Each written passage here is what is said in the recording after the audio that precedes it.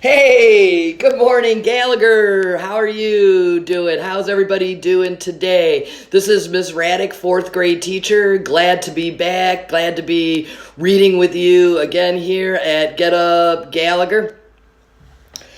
So, I was just looking at my calendar and realizing that it has been 4 weeks since we've all been together on the ranch and been at home settling into what is our new routine. I know that for Miss Radich, I have a routine where I'm getting up in the morning and I'm having breakfast because I finally have time for breakfast. I am doing work in the morning. I still have work that I have to do, so I'm doing work in the morning. I know that I'm really trying to get through this one book, so I'm setting aside some time to do reading. I've been cooking a lot, and every day I want to go on a walk. So I've set up a routine that has all of these things incorporated in it so that I can get a lot of things done and fill my day. So I hope a part of your new routine is the enrichment packets. New enrichment packets are available at all 22 of the lunch pickup sites. They're also available on the district's website. So taking some time every day to work on those enrichment packets is a great thing to do. I know we also at Gallagher have Imagine Learning, and we have MobyMax, and we have Study Island. And doing those things as a part of your routine during the day is great also. Plus, anything, if you have internet access, anything else that your teachers are sending you and asking you to do, that also should be a great part of your routine. Enrichment should be a big part of your routine every day, at least a little bit of your day every day. So we hope that you're doing that. And if you have internet and you're getting up with Gallagher in the morning, then I know you're already seeing Facebook. I know that Miss Emily and a lot of the elective teachers have put together a new Facebook page with all kinds of ideas for you to be active and creative. So you should go and check that out. I also know that Miss Gracia on Facebook has a page for her class, for her 7th graders. So if you're a Gallagher 7th grader, you want to go ahead and check that out also. Links to both of those Facebook pages are available on the Gallagher Facebook page. So check that out. Make sure that you're adding enrichment to your routine. Check out these Facebook pages. Be active, be creative, and most importantly, stay home and be safe. So what I want to do today for my reading is I want to go back to this Tales of a Fourth Grade Nothing. Tales of a Fourth Grade Nothing is a book that was written by Judy Blume, and it actually came out when Miss Radich was a little kid. So the first time that I actually read it, I was in 4th grade when I read Tales of a Fourth Grade Nothing. In this chapter that I'm going to read with you, we have 3 characters. We have Peter. Peter is a 4th grader, and the story is actually told from Peter's point of view. So we have Peter the 4th grader, his little brother Fudge. Fudge just turned 3 years old, and Fudge is kind of a troublemaker, to be honest with you. And Peter's dad, Mr. Hatcher. Peter's mom went out of town. She had to go and help out her sister. So so in this chapter, it's just Mr. Hatcher, the dad, Peter, and his little brother Fudge. And this chapter is called Just Another Rainy Day.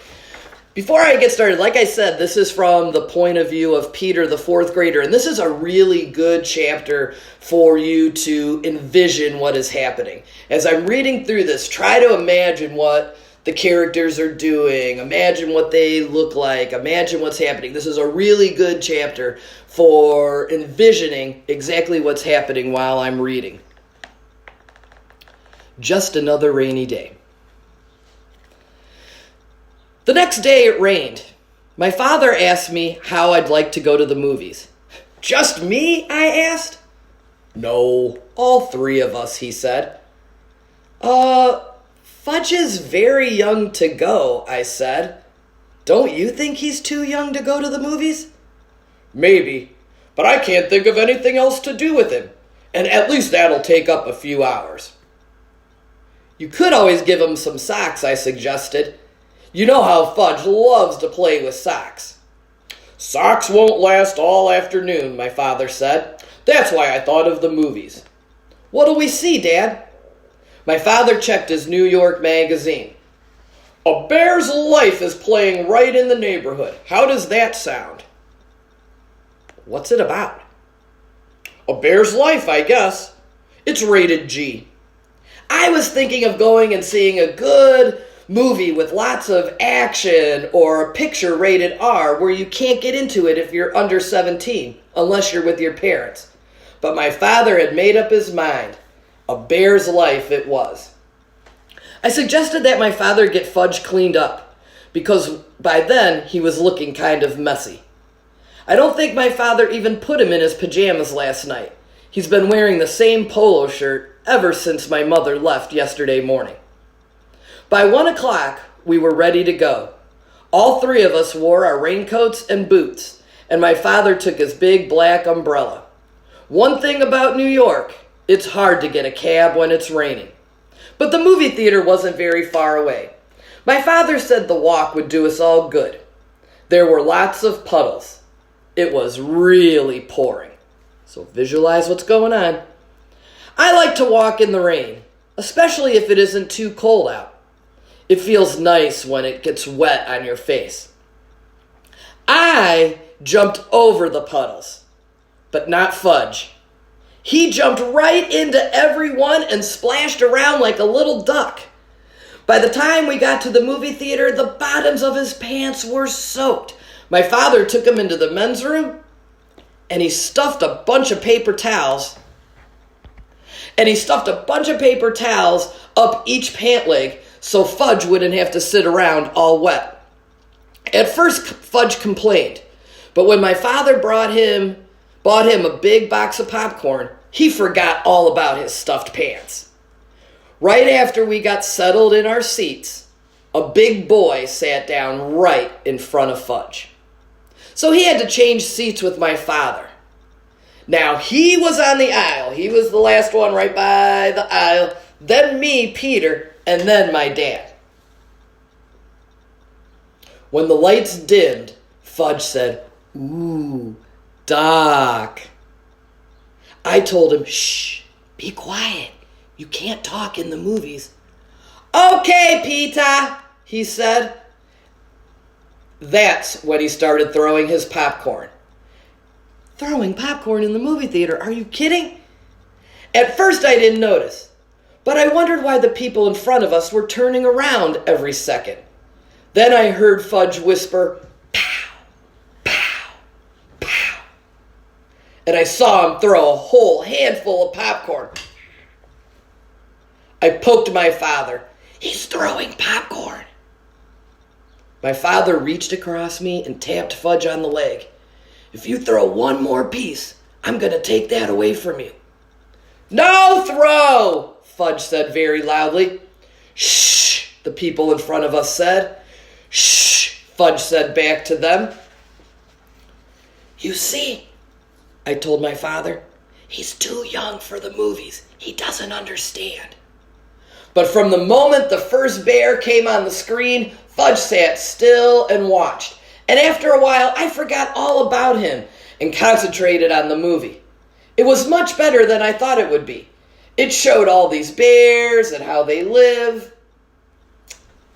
I'm not sure when it is that I noticed Fudge was gone. I guess it was when I turned to ask him if he had any more popcorn left. I had already finished mine, and I was still hungry. I was really surprised to see that he wasn't there. I mean, 1 minute he's sitting right next to me, and the next minute he was gone. "Hey, Dad, he's gone." "What?" my father asked. "Fudge isn't in his seat." My father looked over. "Where did he go?" "I don't know. I just noticed he was gone." "Let me out, Peter. I'll go find him." "Should I come too?" I asked. "No, just sit here and watch the rest of the picture. He's probably wandering around by the candy counter." I stood up to let my father out. I wondered what my mother would think if she knew Fudge was lost in the movies. A few minutes later, the movie stopped, right in the middle of the scene. The scene track trailed off like a broken record. All the lights came on. The audience let out a groan. Boo! Boo! Then my father and two ushers and a man in a suit came over to me. He was sitting right here, my father told them, pointing at the empty seat on the aisle. Well, we've checked the restrooms and the office. He's not behind the candy counter. We'll have to search the whole theater. He cupped his hands around his mouth and shouted, Ladies and gentlemen, may I have your attention, please? We will continue with our film in one moment, but first we have to find a 3-year-old boy answering to the name of Fudge. Some people laughed when the man said his name was Fudge. I guess Fudge does sound funny if you're not used to it. Then I started to think, maybe he's been kidnapped. Oh, my mother would be mad. That crazy kid, you can't even take him to the movies. And then I thought, well, who'd want to kidnap him anyway? What should I do, Dad? I asked. Why don't you walk up and down the aisle and call him, Peter? Okay, I said. Here, Fudge, I called, starting down the aisle. I sounded like I was calling a dog. Come on out, Fudge. Hey, Fudge. Come here, Fudge. When I got down to the first row and called, Here, Fudge, he popped out right at me. He scared me so bad I yelled, Ah! Hi, Peter. Hey, everybody, I found him. I found him right here he is. And then I turned to my brother and I said, You dope. What are you doing down here? Why are you sitting in the front row? And why are you sitting on the floor? I wanted to touch the bears, but the bears are all gone. All gone. My father and the ushers and the man in the suit came running to us. Fudge, my father said, scooping him up. Are you okay? He wanted to touch the bears, Dad. Can you believe it? He wanted to touch the bears. He thought the bears were real. He thought if he came to the screen, he would actually be able to touch the bears. Dad, can you believe that? Can you believe that he thought the bears were actually right here? Well, I guess we can continue the picture now, the man in the suit said. Thank you, ladies and gentlemen. Our young man has been found safe and sound, and we will now return to a bear's life. My father carried Fudge back to our seats. He held him on his lap for the rest of the show. I guess he wasn't taking any chances this time. Later, when we got home, my father explained to Fudge that the movies are just like TV. It's a picture. There's nothing there to touch. Fudge listened, but I don't know whether he believed my father. I had the feeling he still thought those bears were in the theater somewhere. I made up my mind that I would never take my little brother to the movies. Never. At least until he was 9 or 10. So that's a pretty funny chapter. I love how Fudge actually thinks that the bears are there in the theater and he wanted to go and pet the bears.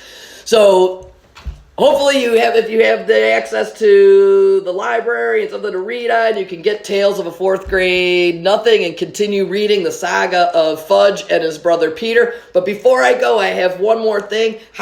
I found a really cool joke that actually goes along with that story.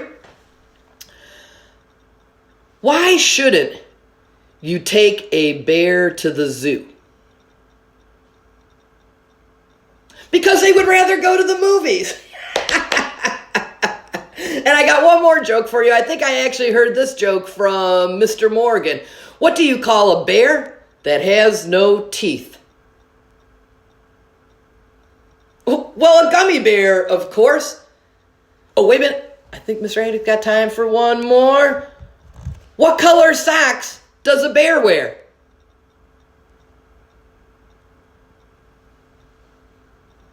They don't. They have bare feet. All right. That's all for me today. I hope you enjoyed Tales of a Fourth Grade Nothing by Judy Blume. I hope that you have a good and safe day today. You're settling into a good routine. Take a look at your enrichment packet. Be safe. Be happy. Good to see you. Join us again on Monday for Good Morning Gallagher, when we have another staff member reading another story for us. Hope to see you on Monday. Goodbye, everybody. Have a great day.